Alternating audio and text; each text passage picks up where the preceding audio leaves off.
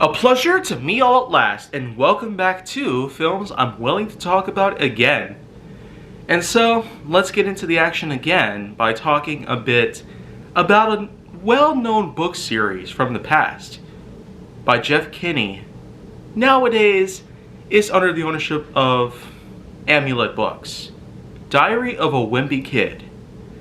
I'm basically talking about the film adaptation from 2010, the live-action one that is, not the crappy 2021 animated version on Disney+. I'm primarily talking about the one that stars Zachary Gordon, Devin Bostick, and Steve Zahn, just to name a few. In any case though, this first ever iteration of an adaptation film based off of the well-known book series that had been running since 2006 by Jeff Kinney and is still running to this very day, with an all-new title coming soon to stores all around the world. So I'm actually pretty excited about what this one might have to offer, because I was kind of let down last year with Big Shots. But by any means, I'm more than certain that this might actually be better. Because after all, we've actually seen a lot of surprising aspects about these books. In all seriousness though, the film adaptation released in 2010 at the same time that a lot of other well-known 2010 films like Toy Story 3, Due Date, How to Train Your Dragon, and many, many more were released.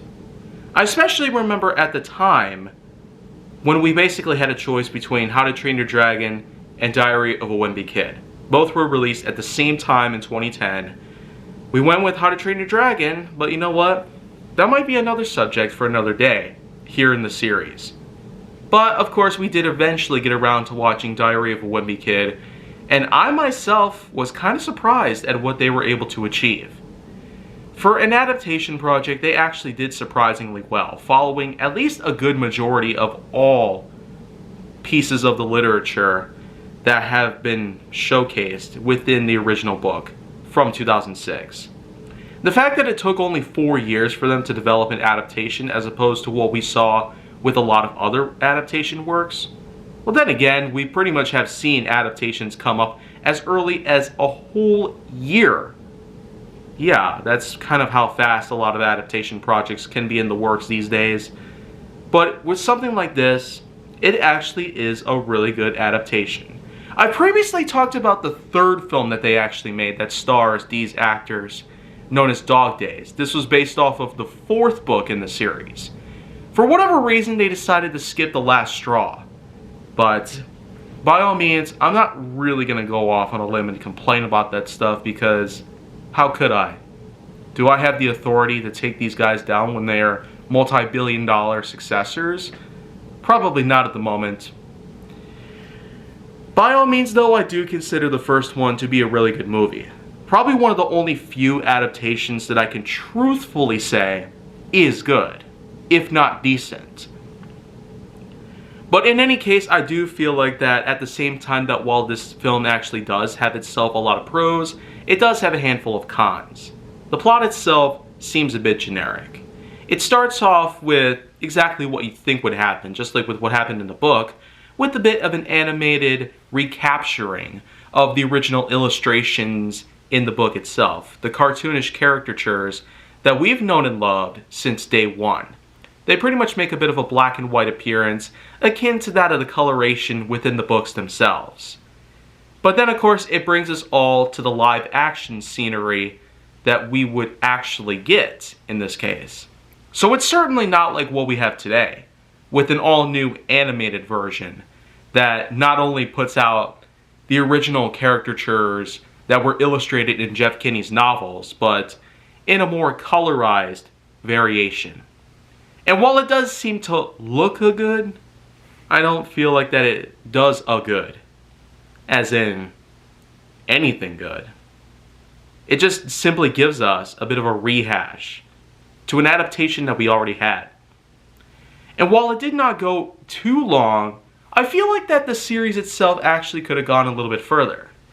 But of course, let's just say that while the first one did good, they went on ahead and made sequels. Like I've said, they made Dog Days, which was based on the 4th book, yet it's the 3rd movie in the series. But what about the 2nd? Well, they did keep true to their word at the time in 2011's Rodrick Rules, which was, of course, the 2nd book.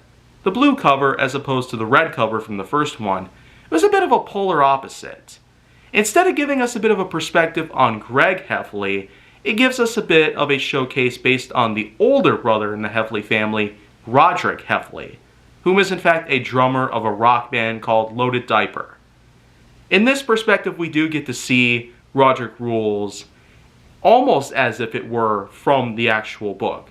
But in here, it's a little bit more different as opposed to what we've seen in the first film. The first film is a bit more loyal to the original novel from 2006, but 2007's Rodrick Rules was actually done a little bit differently in the film. And so, this might be one of a handful of reasons as to why they might have not actually had the money or the time to make an entire well-known cinematic universe. Even though that wasn't a really trendy topic back then, I'm pretty sure that if they continue to this very day, maybe they could have actually gotten a lot of success over time, and more people would have been coming over to the theaters more often to see these adaptations be brought to life on the big screen and starring these well-known actors all over the place. In any case though, I still do feel like that Rodrick Rules, while it certainly might not have had as good of a run as the first film did, it still does hold off on its own pretty well. In its own right, it does have a lot of pros to it, but at the same time, a lot of the cons that were pretty much addressed as what the first film had given us are actually a little bit larger. So in any case, you could basically say that as the sequels continue to come by, the series would take a dip down a little further than usual. And that seems to be what happens with a good majority of different franchises. Whenever there's a whole series of films being made, you can't always expect them to be as successful as possible. And in this exact situation, the Diary of a Wimpy Kid trilogy basically got down to a point where they did not want to make any more sequels. They're one of the very few companies out there that knows when to stop. And I feel like that they did themselves a good service to just end it right at Dog Days. Though it would have been alright at least to give us what the last straw would have been like. But then again, it's been a while since the last time I saw Dog Days. So maybe I'd have to get it fresh in my mind again to at least figure out why they skipped the last straw. But if they really put their mind to it, if they really did hire some better professionals out there, not just the actors, but also with the crew entirely, they probably could have had a bit of a better screenplay put together and probably have had some better directors and producers out there. If they would have done a little bit better job on the crew, maybe it would have made all the difference. And I mean all the difference. So, it probably could have turned out something very similar to what today's examples are like. The legendary Monsterverse, the Marvel Cinematic Universe, the Detective Comics Extended Universe, and many more out there. It does seem like these days we're actually having ourselves some new competitors being brought in line. And I myself feel like I probably will have to join in this bandwagon. Maybe that might happen someday. Even today I might have to begin work on this kind of stuff. Yet I don't exactly know where to begin. And so that's probably going to be a long, long, long road for me to cross. But I feel like when I do, I can actually be as good as any of these guys. Yet, in any case, the Diary of a Wimpy Kid trilogy, for the first film in 2010, the second in 2011, and 2012's Dog Days, all three of these do bear a pretty good significance and do give us a fair amount of enthusiasm to what the books originally depicted at the time. But looking at them these days, it's a bit less of a massive success than most people would have suspected.